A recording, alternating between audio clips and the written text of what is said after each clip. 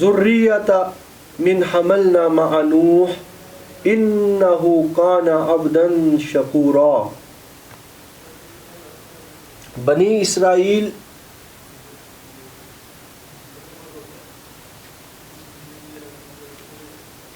اور ہم نے موسیٰ کو کتاب دی اور بنایا اس کتاب کو ہدایت بنی اسرائیل کے لیے، اور اس تمام تعلیم کا نچوڑ تھا کہ اللہ کے علاوہ اور کسی کو اپنا کارساز اور کسی کو اپنا وکیل اور کسی کو اپنا مشکل کشا اور حاجت روا مت بناؤ.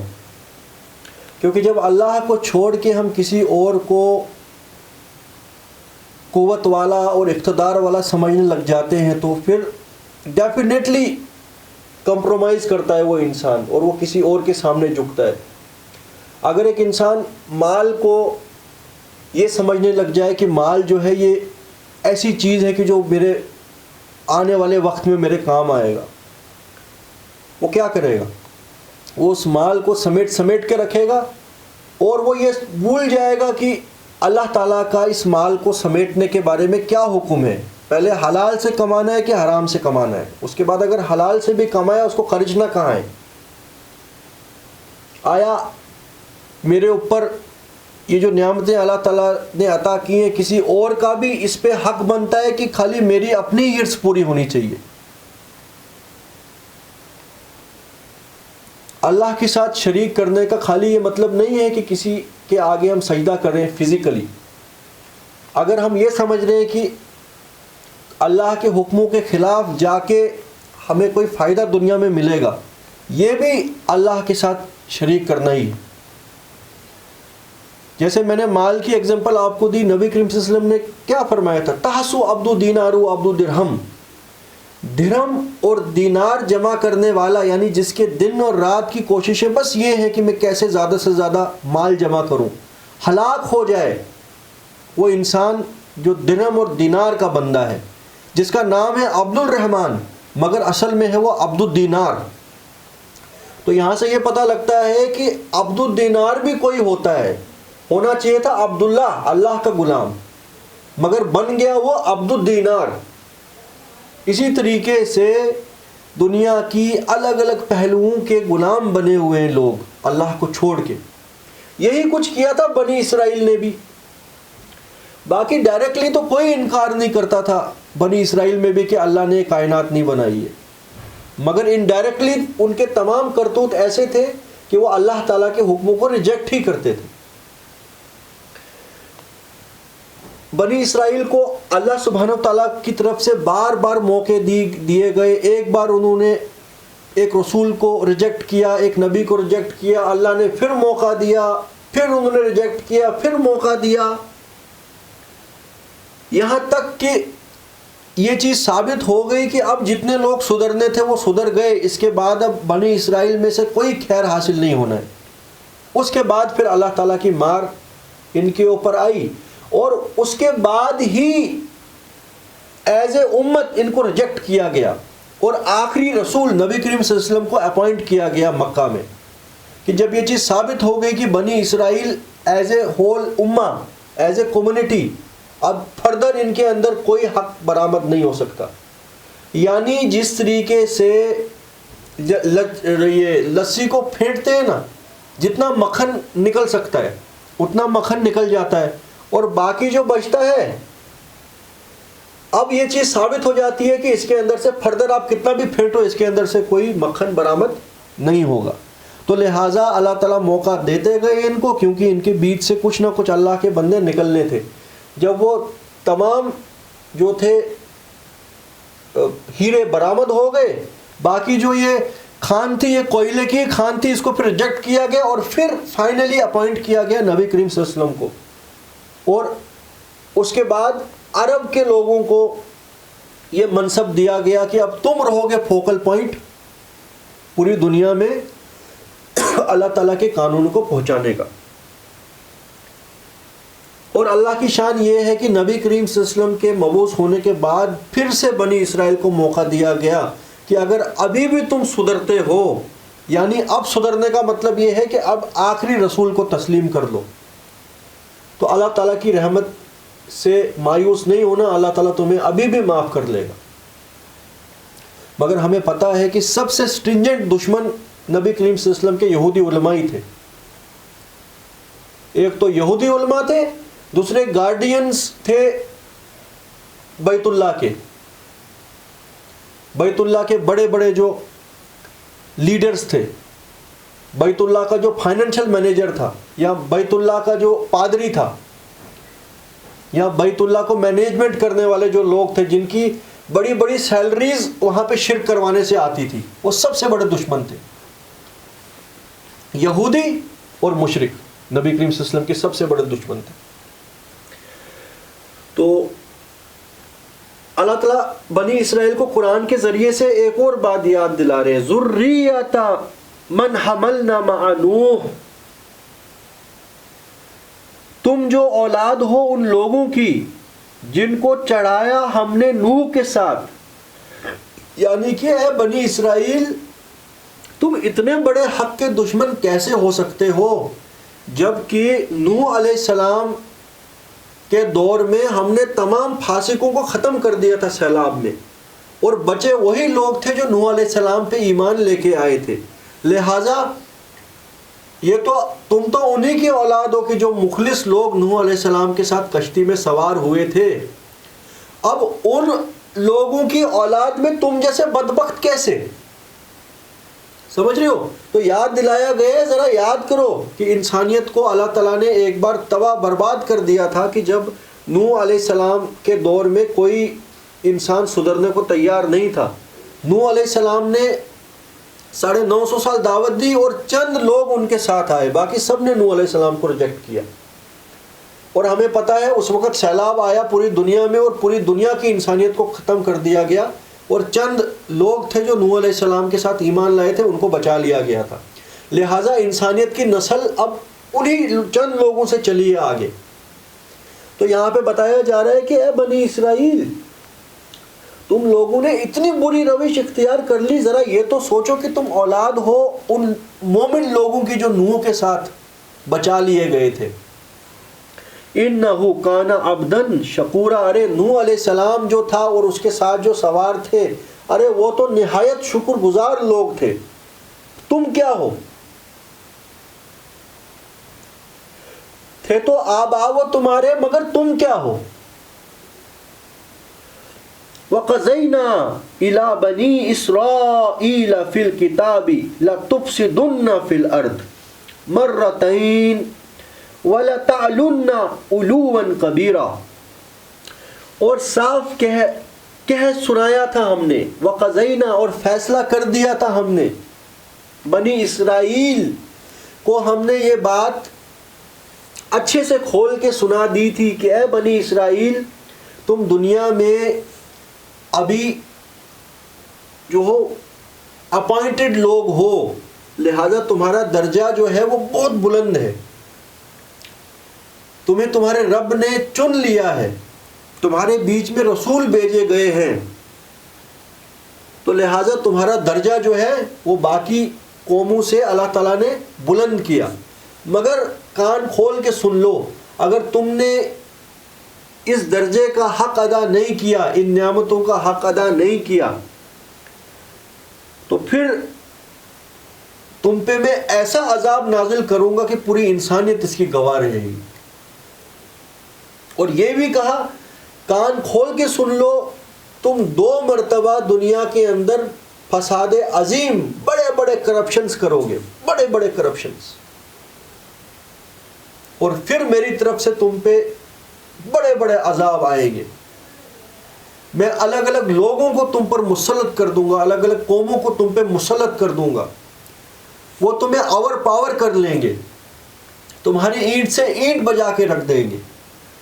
اچھا سوچنے کی بات یہ ہے کہ اللہ تعالیٰ فرما رہے ہیں ہم نے فیصلہ کر دیا بنی اسرائیل کے لیے کتاب میں کہ یہ 2 مرتبہ زمین میں فساد عظیم برپا کریں گے اور بہت سرکشی دکھائیں گے، بہت بڑی بڑی سرکشیاں کریں گے۔ مطلب یہ ہے کہ بنی اسرائیل میں اکثر اور بیشتر لوگ تو فساد برپا کریں گے، مگر جو لوگ ایمان والے تھے تورات میں ہی، ان کی کتاب میں ہی ان کو وارننگ بھی دی تھی کہ ان قریب تمہاری جو قوم ہے یہ بالکل راستے سے بھٹک جائے گی. تو اس وقت تم ثابت قدم رہنا کہ جو سچے ایمان والے ہو. کہیں تم اپنی قوم کو دیکھ کے ان کے راستے پہ نہ چل پڑنا. اگر ایسا کرو گے تو پھر تم پر عذاب نازل کیا جائے گا. اور اللہ تعالیٰ کی طرف سے عذاب نازل کرنے کے سینکڑوں طریقے ہوتے ہیں. یا تو زمین پھٹ جاتی ہے، یا آسمان سے بجلیاں گرتی ہیں، یا تو سونامیاں آتی ہیں، یا تو پھر باقی قوموں کو مسلط کیا جاتا ہے، بڑی جنگجو قوت رکھنے والی قوموں کو، وہ اس وقت کی امت مسلمہ کو تتر بتر کر کے رکھ دیتی ہے. تو یہاں پہ دیکھیں کیا فرمایا جا رہا ہے کہ ہم نے بنی اسرائیل کے لیے فیصلہ کر دیا تھا کتاب میں کہ جب وہ زمین میں 2 مرتبہ فساد عظیم برپا کریں گے تو ہماری طرف سے ان کے اوپر عذاب نازل کیا جائے گا. اور کیا؟ فَإِذَا جَاءَ وَعْدُ أُولَاهُمَا بَعَثْنَا عَلَيْكُمْ عِبَادًا لَّنَا أُولِي بَأْسٍ شَدِيدٍ فَجَاسُوا خِلَالَ الدِّيَارِ. تو جب آیا ان میں سے پہلا وقت وعدے کا، یعنی کہ جب انہوں نے مجموعی طور پر اس امت نے دنیا کے اندر کرپشن شروع کر دی، فساد شروع کر دیا. ہونا کیا چاہیے تھا؟ امت مسلمہ کرپشن ختم کرنے والی قوم ہونی چاہیے تھی. یہ بن گئے کرپشن کے سرگنے. تو اللہ تعالیٰ فرما رہے ہیں جب پہلی والی کرپشن تم نے کی، جب پھر ہمارا پہلا والا وعدہ جب آیا، فَإِذَا جَاءَ وَعْدُ أُولَاهُمَا، جب ان 2 میں سے پہلے وعدے کا وقت آیا، بَعَثْنَا عَلَيْكُمْ عِبَادًا لَّنَا أُولِي بَأْسٍ شَدِيدٍ، تو ہم نے اپنے ایسے بندے تم پر مسلط کر دیے جو بڑی زیادہ کیپیسٹی رکھتے تھے جنگ کی، بڑے جنگجو قسم کے بندے ہم نے بنی اسرائیل کے اوپر مسلط کر دیے. فَجَاسُوا خِلَالَ الدِّيَارِ، اور وہ گھس کے آ گئے ان کے گھروں تک. وَكَانَ وَعْدًا مَفْعُولًا، اور یہ وہ وعدہ تھا جو پورا ہونا ہی تھا. آپ سمجھ رہے ہو؟ تو یہاں پہ جو عذاب بنی اسرائیل پہ آیا یہ غالباً ٹائٹس رومی کا یہاں پہ ذکر ہے. پہلا والا ٹائٹس رومی کا ہی تھا کہ نیبوکڈ نظر والا. تو ہمیں پتہ ہے کہ جب ٹائٹس رومی داخل ہوا جیروسلم میں، اس نے جیروسلم کی اینٹ سے اینٹ بجا کے رکھ دی تھی. اور یہ ہسٹوریکل فیکٹ ہے. یہ جو انہوں نے مسجد اقصیٰ کو، یہاں تک کہ مسجد اقصیٰ کو اس نے گرا دیا. اور ہمیں پتہ ہے کہ آج تک ان کی جو وہ ہے نا، جس کو یہ آپ ٹیمپل ماؤنٹ کہتے ہیں، جو یہ ٹیمپل اب بنانا چاہتے ہیں، وہ ٹیمپل آج تک گرا ہوا ہے. اس ٹیمپل کی بس ایک دیوار موجود ہے جس کو یہ بولتے ہیں ویننگ وال، جہاں پہ جا کے روتے ہیں اپنی قسمتوں پر. ابھی بھی وہ ایک ہی دیوار وہاں پہ موجود ہے، اور وہ گرائی تھی ٹائٹس رومی نے. مطلب ان کی آپ سوچ سکتے ہیں وقتی امت مسلمہ اور وقتی کعبہ جہاں کی طرف یہ لوگ نماز پڑھتے تھے، مسجد اقصیٰ، وہاں پہ بنا ہوا تھا ان کا وہ temple Mount, temple of Solomon جس کو یہ کہتے ہیں. وہ ٹیمپل آف سولمن اینٹ سے اینٹ بجا کے رکھ دیا ٹائٹس رومی نے. آسمان سے کوئی مدد کسی کے لیے نہیں آئی. کیوں؟ کیونکہ وہ اللہ کا ہی عذاب تھا. یہ مجموعی طور پر یہ پوری امت جو ہے راستے سے بھٹک گئی تھی. تو یہاں پہ وہی بات آ رہی ہے کہ پھر جب ہم نے اپنے ایسے بندے مسلط کر دیے جو گھس آئے تمہارے گھروں میں اور تمہاری اینٹ سے اینٹ بجا کے رکھ دی، اور یہ وہ وعدہ تھا جو پورا ہو کے رہنا تھا. تو پھر کچھ ایسا ہوا ہوگا کہ جب ان کو پہلی مار اللہ کی طرف سے آئی، زیادہ تر لوگ مارے گئے ہوں گے، جو بچ گئے ہوں گے انہوں نے توبہ کی ہوگی. تو جیسے ہی انہوں نے توبہ کی، اللہ تعالیٰ نے پھر ایک موقع ان کو دے دیا.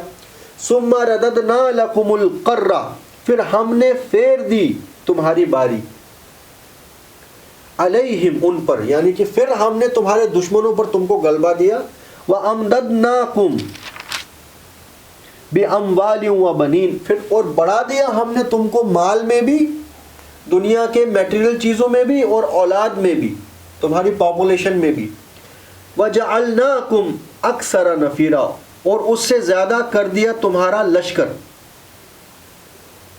ٹھیک ہے، یعنی کہ تمہارے دشمنوں سے زیادہ پھر ہم نے تم کو دنیا کے اندر مضبوط کر دیا.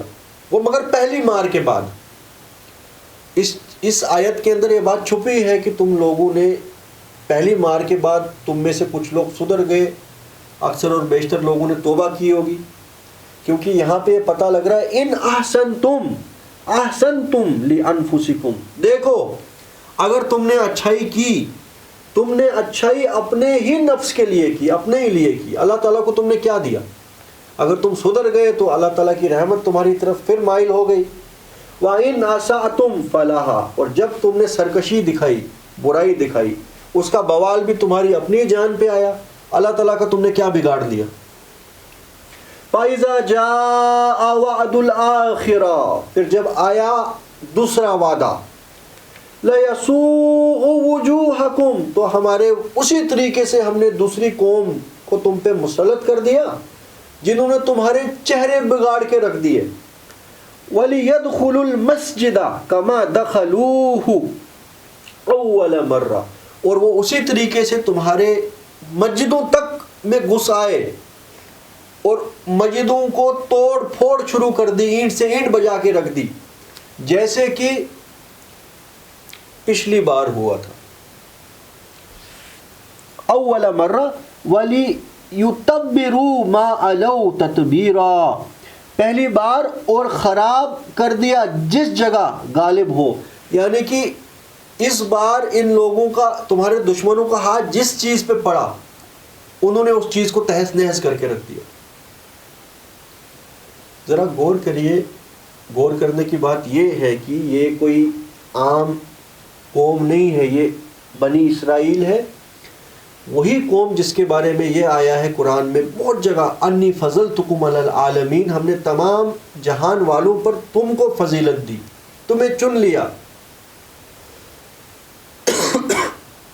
اسی قوم کی مسجدوں کو مسمار کیا جا رہا ہے اور اللہ تعالیٰ کی طرف سے کوئی پروٹیکشن ان کے لیے نہیں ہے. انفیکٹ اللہ تعالیٰ فرما رہے ان کے دشمنوں کے بارے میں کہ ہم نے اپنے ایسے بندے تم پر مسلط کر دیے.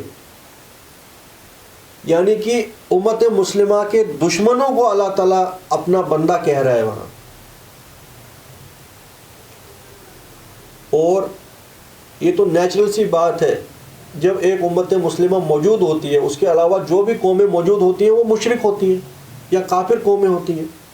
تو کسی کافر قوم کو اللہ تعالیٰ نے ان کے اوپر مسلط کیا، اور پھر اس کافر قوم کو اللہ تعالیٰ کہہ رہا ہے کہ میرے بندے. اور مسجدیں توڑی گئی ہیں. دیکھو ہم بولتے ہیں نا مسجد توڑ دی جو طوفان مچ گیا، مسجد توڑ دی فلانی جگہ طوفان مچ گیا. قرآن کہہ رہا ہے کہ تمہارے دشمنوں نے تمہاری مسجدیں توڑ کے رکھ دی، اور اللہ کی منشا تھی یہ. کیوں؟ کیونکہ تم لوگوں نے ان مسجدوں کو ایک دنیا پرپس کے لیے استعمال ہونے والی چیز بنا دیا گیا تھا. ہماری مسجدیں آج کے ہیں فرقہ پرستی کے گڑھ ہیں. مسلمانوں کی مسجد کون سی ہے آج؟ کوئی بریلویوں کی ہے، کوئی دیوبندیوں کی ہے، کوئی اہل حدیث کی ہے، پتہ نہیں کون کون سے فرقے ہیں. وہاں پہ انہی فرقوں کے دستور چلتے ہیں، انہی فرقوں کی جو ہے اپنی چلت پھرت چل رہی ہے. کتاب اللہ جو ہے وہ اپنی الماریوں میں بند ہے، وہ خالی علماء کے پڑھنے کے لیے ہے، اور علماء جو ہیں وہ فرقہ پرستی کے بارے میں کچھ بول نہیں رہے ہیں کیونکہ وہ تو بینیفیشری ہیں. اب ڈیفینیٹلی اپنے ہاتھ جو چموانے ہیں، جوتیاں سیدھی کرنی ہیں، اپنے الو سیدھے کرنے، وہ تو الگ الگ سیکٹیرینزم ہونا چاہیے نا. ایک دوسرے کو کوسنا ہے، ایک دوسرے کو گالیاں دینی ہیں، اور اس چیز میں بالکل اگینسٹ ہیں ایک دوسرے کے دینی مسائل میں. دنیا پرستی میں ڈٹو ایک سے بڑھ کر ایک سود خور. دنیا پرستی میں بالکل ایک ہو گیا، مطلب بالکل مرج ہو گئے سارے. دنیا میں ایک دوسرے سے آگے نکلنے کے لیے جو کچھ کر سکتے ہو کرو. اس میں کوئی آرگیومنٹ کسی کا نہیں. دین کے معاملے میں جو ہے موت پڑ گئی ہے سب کو. دین کے معاملے کا دین کی دھجیاں اڑا کے رکھی ہیں, اس کے بعد بولتے ہیں مسجد توڑ دی اور یہ ہو گیا اور وہ ہو گیا. تو یہ تو اللہ تعالیٰ فرما رہے ہیں کہ وہ تمہارے مسجدوں میں تمہارے دشمن داخل ہو گئے اور تمہارے اینٹ سے اینٹ بجا کے رکھ دی. یہ تو کہانیاں تو ہے نہیں کوئی, یہ تو فیکٹ ہے, ہسٹوریکل فیکٹ, کہ آج بھی ایک دیوار ہے ٹیمپل آف سلیمان کی جہاں جا کے یہ لوگ روتے ہیں. اور ایسا اللہ کا عذاب ہے, پوری طاقت ہونے کے باوجود یہ ابھی ڈائریکٹلی مسجد اقصی اپنا وہ جو ہے ٹیمپل کنسٹرکٹ نہیں کر پا رہے.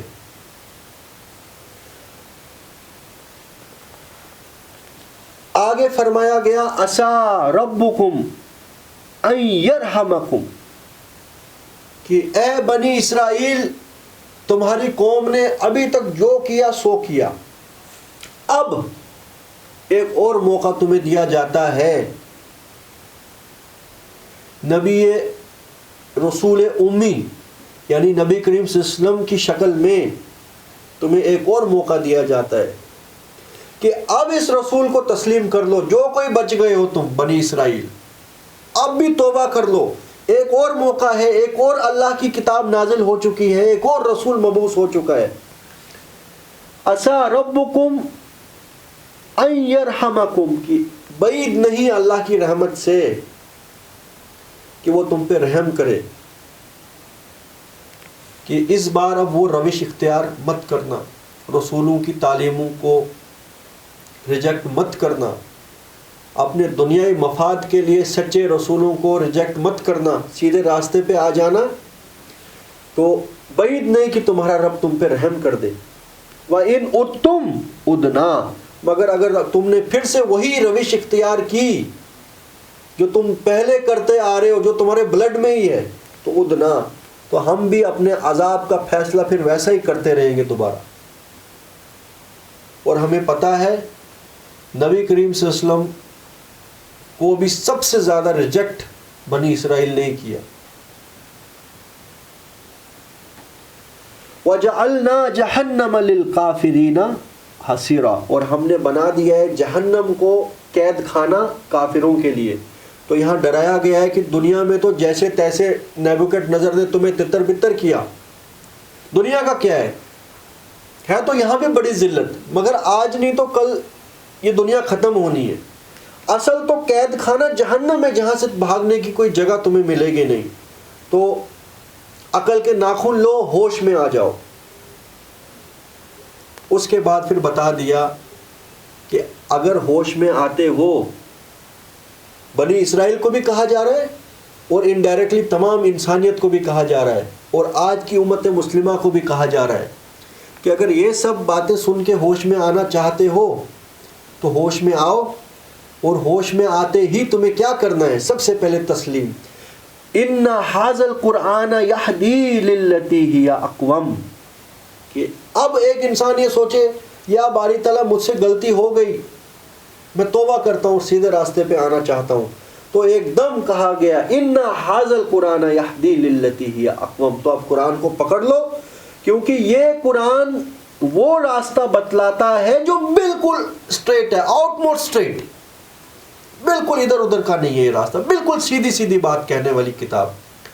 سورۃ الکہف میں بھی یہ ہے نا, الحمدللہ الذی انزل علی عبدہ الکتاب ولم یجعل لہ عوجا قیما لینذر, کہ تمام تعریفیں رب العالمین کی ہیں جس نے اپنے بندے محمد پر یہ کتاب نازل کی اور اس کے اندر کسی قسم کا ٹیڑھ یا کنفیوژن یا ڈبل میننگز نہیں رکھے. قیما لینذر, بالکل سٹریٹ بات کرنے والی, سیدھی سیدھی بات کرنے والی کتاب. تو وہی چیز یہاں پہ بھی آیا ہے, ان ھذا القرآن یہدی للتی ہی اقوم وَيُبَشِّرَ الْمُؤْمِنِينَ الَّذِينَ يَعْمَلُونَ الصَّالِحَاتِ أَنَّ لَهُمْ أَجْرًا كَبِيرًا. بے شک یہ قرآن وہ راستہ دکھاتا ہے جو بالکل سیدھا ہے, اور یہ خوشخبری سناتا ہے ان لوگوں کو جو سچے دل سے اپنے رب کو مان لے اور ایمان لے آئے, اللہ پر اور اس کی کتاب پر، اور اس کے بعد ایک دم برے عمل چھوڑ کے نیک عمل کرتے رہے، اچھے کام کرتے رہے، ان لہم اجرا کبیرا، کہ ان کے یہ اچھے کام کبھی ضائع ہونے والے نہیں ہیں، ان کے لیے ایک بہت بڑا اجر ہے جو کبھی ختم ہونے والا نہیں ہے۔ وَأَنَّ الَّذِينَ لَا يُؤْمِنُونَ بِالْآخِرَةِ أَعْتَدْنَا لَهُمْ عَذَابًا أَلِيمًا، اور بے شک وہ لوگ جو ایمان نہیں لاتے اللہ کی اس کتاب پر اور آخرت کے دن پر، یعنی کہ جس دن ان کو جزا اور سزا دی جائے گی ان کے کرتوتوں کی، آتدنا لہم عذابا علیما، ایسے لوگوں کے لیے ایک بدترین عذاب تیار کیا گیا ہے۔ صدق اللہ العظیم۔ اللہم صلی اللہ سیدنا محمد وعلی آل سیدنا محمد کما صلیت علی ابراہیم وعلی آل ابراہیم انک حمید مجید۔